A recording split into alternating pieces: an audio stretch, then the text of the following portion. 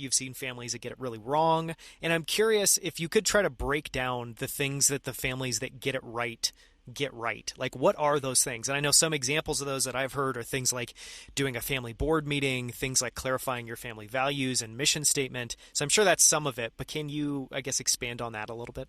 I think it starts at the top. I think it starts with vision. And if you look at any organization that's successful, there's clarity around vision. What is the purpose? What is the DNA? What is the North Star?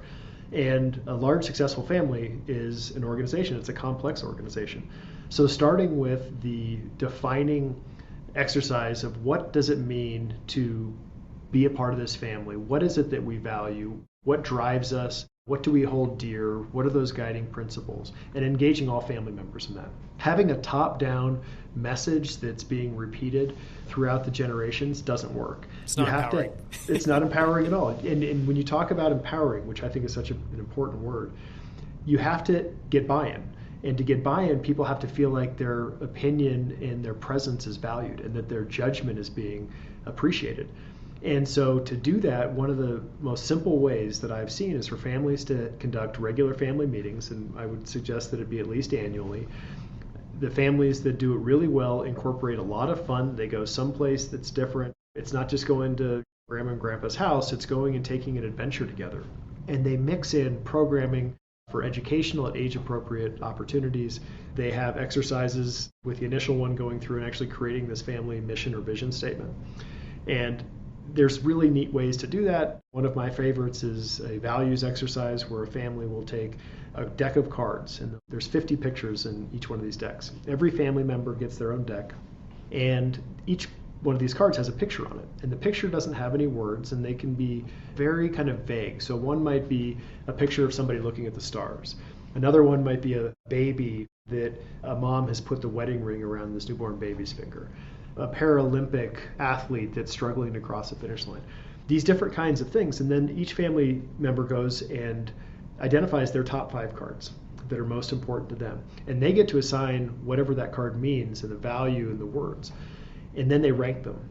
Then the family will all come back together and we'll go around the circle, and each family member will articulate what their top 5 cards are, what they mean to them, and why. And it's interesting how many overlapping cards you end up typically seeing. And then what we do is, this is personal experience that we've gone through, different people do it differently, but we'll come up with common themes that say, okay, here's kind of the 5 or 6 or 8 things that we've really identified that the family has figured out that kind of have similarities. And then they'll go through this exercise of having kind of winnowed that down, and then you'll go around over the course of another hour or hour and a half, and a family will come up with either a couple sentences or a paragraph or two that captures what it means to be that family member, to be a part of that family. And to me, that's where you start, and that's where the most successful families start. From that, some family members, or some families, especially the larger ones, will create a family constitution, and it will lay out in more clarity what governance looks like. In some cases, you have an investment committee for a family.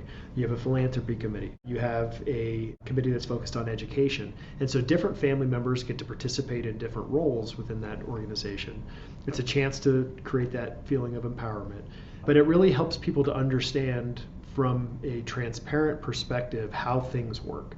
And I think if I were to say one thing that successful families do well, they're transparent. And that doesn't mean telling all family members and the 12-year-old how much they're going to inherit at some point in time. It means that the idea of discussing these things is okay. And it means that it's okay to have questions. And no question is off limits.